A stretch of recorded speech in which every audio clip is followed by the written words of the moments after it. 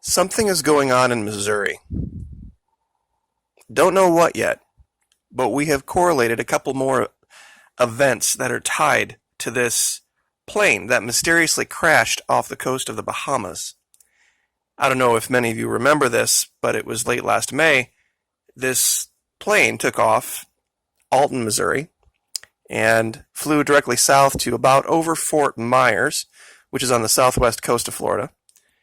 It then made a turn to go directly over the Everglades and was supposed to land at Fort Lauderdale Executive Airport. Well, it did not. The tower lost contact with it. It continued eastward out over the ocean and crashed off the coast of the Bahamas. Now, I want you to remember that part, off the coast of the Bahamas. We've also had this diverted ambulance in Missouri. Now, it's at a completely different place. I'm not going to mention the name of the city for obvious reasons. And I'll let you look at the name of the city for yourself to understand that, why you can't use that name on YouTube anymore. There was also, when we were looking very closely into the situation with Ebola, a drill, an unannounced drill, in only the state of Missouri, no other state, that was designed to prepare the authorities for an outbreak of some major infectious disease. They used Ebola as the example. So there's 3 events in Missouri. Now, you're asking, wait a minute, you haven't tied the situation with the jet to Ebola. I mean, yes, we have the diverted ambulance that has the infectious disease, and yes, we have the Ebola drill, but how does this jet tie to that? Well, we found the tie. And it was in some basic research that I was doing about this issue with vaccination in Africa. Merck is testing a new technology where they deliver their perfectly safe vaccines by drone so that they don't have to have a human being involved. They can just put it in the sealed container, attach it to a drone, and then fly it to places where they want it distributed. Nothing suspicious about that.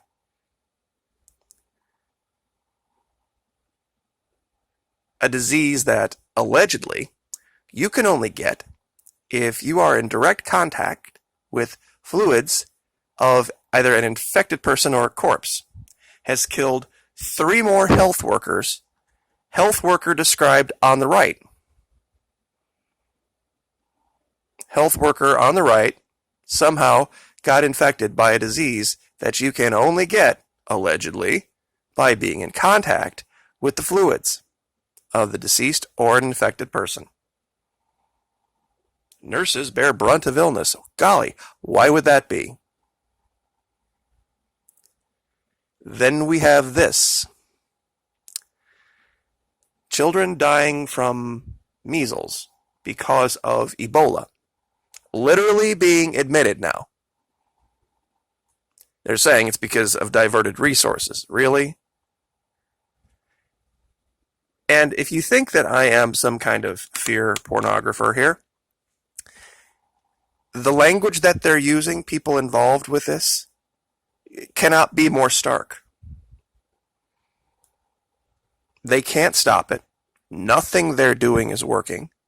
It's spreading. And they are just pretty much at the point of, I don't know how they're going to get away from not calling this a public health crisis, a world public health crisis, within the next month. I don't know how they get away with not doing that. They're doing their very best to hide it, but just wanted to cover this real quick just to show you the flight path out of Missouri. Now, most jets like this, these little Cessnas, don't carry a whole bunch of extra fuel because you don't want to land that much heavier than when you took off.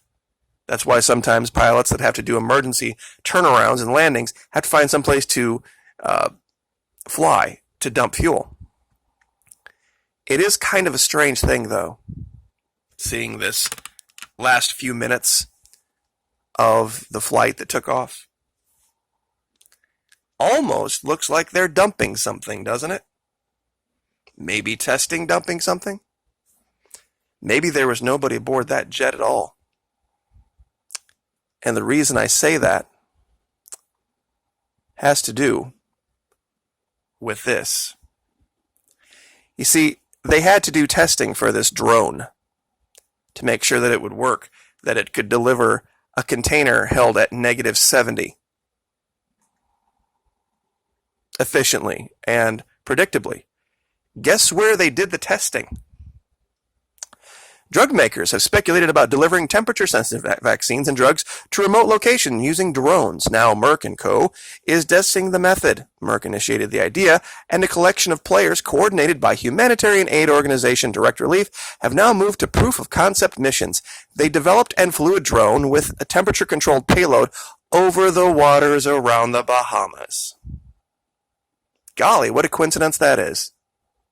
Imagine that.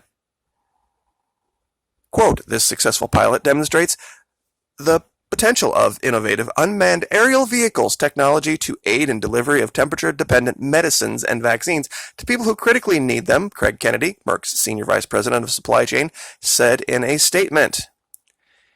Drone makers Volens I built and operated the all-electric drones while packaging Expert Softbox developed the temperature-controlled payload box. Merck provided supply chain consulting. The unmanned aerial vehicle flew over open water between the islands of the Bahamas and out of sight of the operator. The cold chain delivery technology on the drone permitted precise temperature control to -70 degrees Celsius, a temperature required for storing and transporting some vaccines and drugs. Oh yeah, you also have to store very, very, very deadly pathogens at that temperature too. Or not only do they become active, which probably was the goal anyway, they'll end up dying.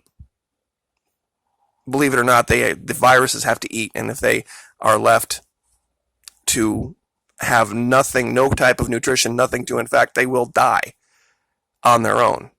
They won't just sit there and just exist. So that's why you have to drop the temperature on them to keep them alive. A temperature required for storing and transporting some vaccines and drugs. Cloud-based technology from AT&T allowed continuous temperature tracking and real-time data collection and analysis during the flight. Vaccine makers have long been working on how to get heat-sensitive vaccines to remote areas before they spoil.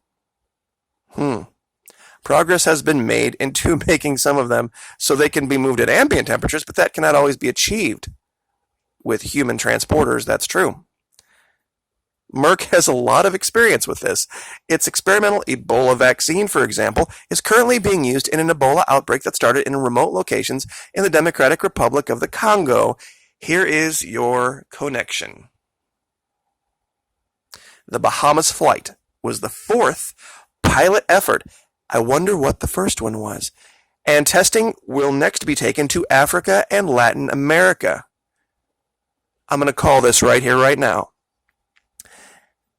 You think they've given up on Venezuela? This is what they're going to do. They're going to start an outbreak of something, and then they're going to blame evil, terrible, horrible socialism and Nicolas Maduro. And then, of course, the military efforts down there will be humanitarian.